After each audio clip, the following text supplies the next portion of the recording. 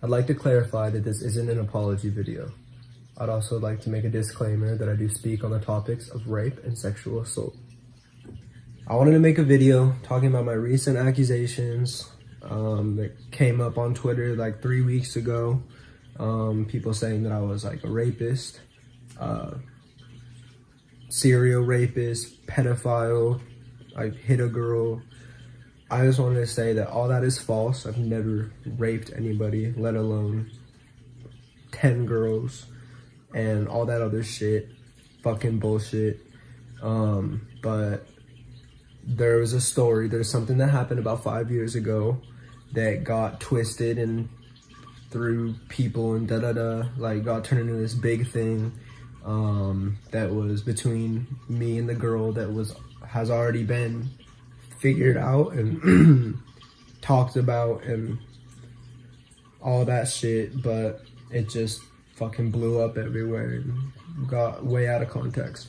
Back in 2015, me and this girl started talking and we became very close. We became good friends. We text a lot, FaceTime, and this led to her being like, I want you to be the first person I do sexual things with.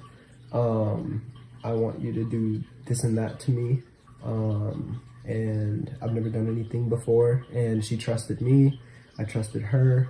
We were friends. And I was like, oh, okay, maybe next time that we are in person, right? And so at this kickback thing, summer of 2015, after being friends for months, I was like, after hanging out for a little bit, I was like, do you want to go to the other room? And she was like, yeah. We go in there, and then we're just hanging out for a little bit. We start kissing, and it's like this whole situation where it's like I want you to teach me how to do things, and I wasn't very experienced myself, but like it was for both of us an awkward experience, but I did things to her, she did things to me. We never had sex. We were both sober, and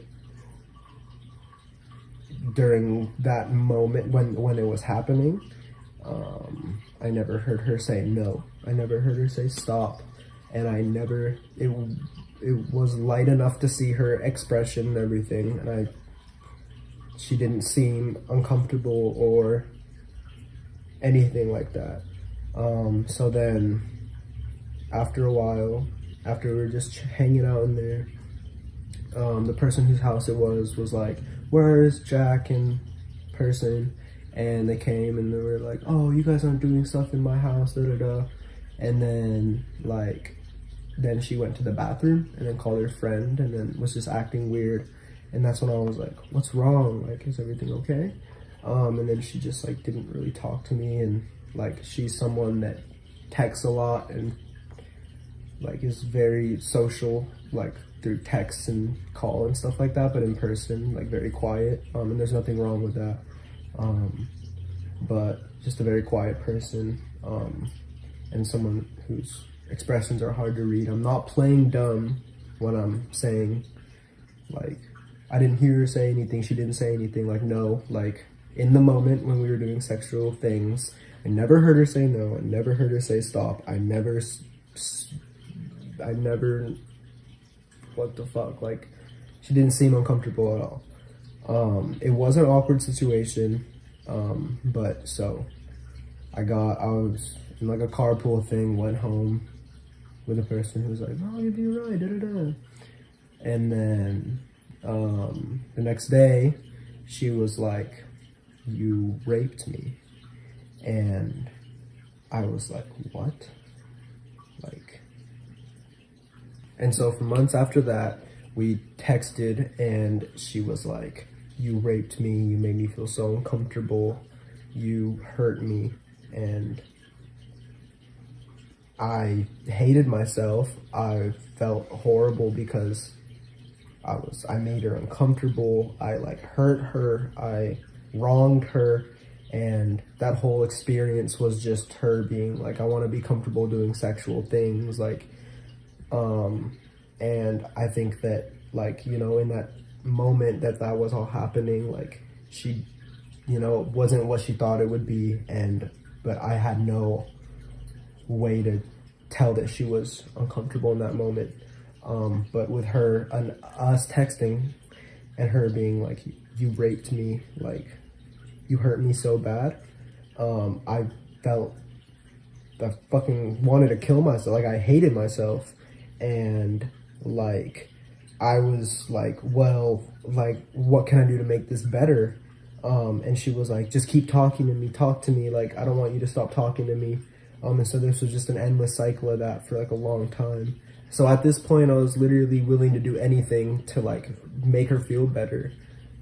Because I felt like it was all my fault that, you know, she felt uncomfortable in this situation and felt the way she did. So I said anything she wanted to hear.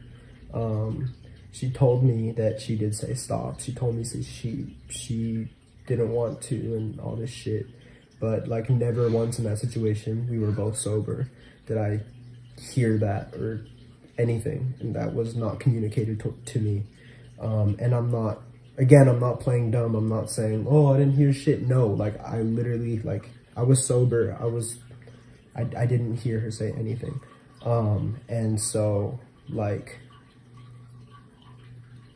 yeah, I just said literally anything that I could to make her feel better and to just apologize, like, for anything, even if, like, I wasn't in a headspace where I was standing up for myself, because she was my friend and, you know, we were so young and, like, you know what I mean? I felt awful.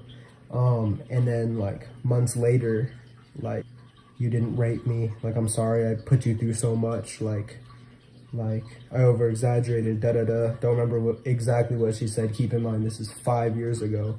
The device I was texting her on is iPod Touch 4th generation iMessage.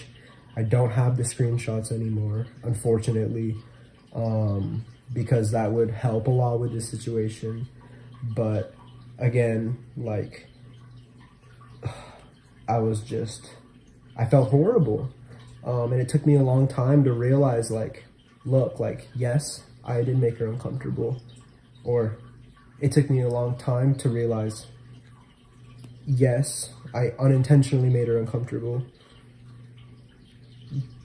But, like, I know that in that moment, if I heard her say no, or I recognized that she was uncomfortable or something like that, I would have stopped. And, like, you know, like, we stopped talking after she apologized to me. And then, so years later, it's like, Jack's a rapist, da-da-da. And I messaged her and I was like, hey, like, again, like, I'm sorry all those years ago, like, I made you uncomfortable, but I didn't rape you, right? And that sounds and looks awful. And I recognize that. I wasn't thinking about that in the moment. I'm not someone that, I don't know, fuck. You know what? Fuck. This is just so fucked. Recently, before all this shit blew up on Twitter, when we were talking about it, we came to mutual terms that, you know, we were young, we were dumb, da-da-da. Like, you know, I apologized again. Like, I never had any intention to make you uncomfortable. I'm sorry. Like, and cause, like, you know, what else could I do? Like, cause at the end of the day, like, she was uncomfortable by my actions, even though they weren't intentional. So, like, this blows up on Twitter and everyone just jumps to all these conclusions and da-da-da. And if I would have said anything when this all blew up on Twitter, like, no one would have fucking, like, it wouldn't have mattered what I said. It would have just been canceled, fucking da-da-da. Like, you're this, you're that.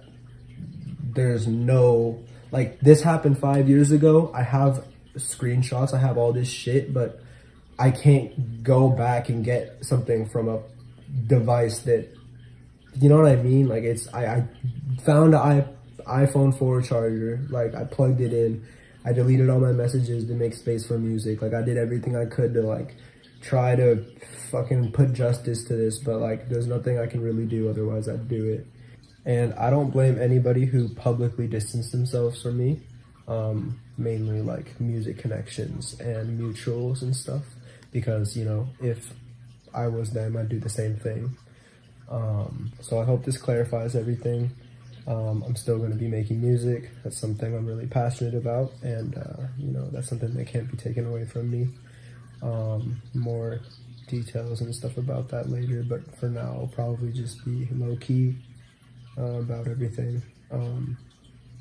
But yeah, thank you for watching to the end, and you know, if you continue to support me, thank you. And I hope, I already said this, but I hope this just gives clarity to the situation. But yeah, thank you so much. Bye-bye.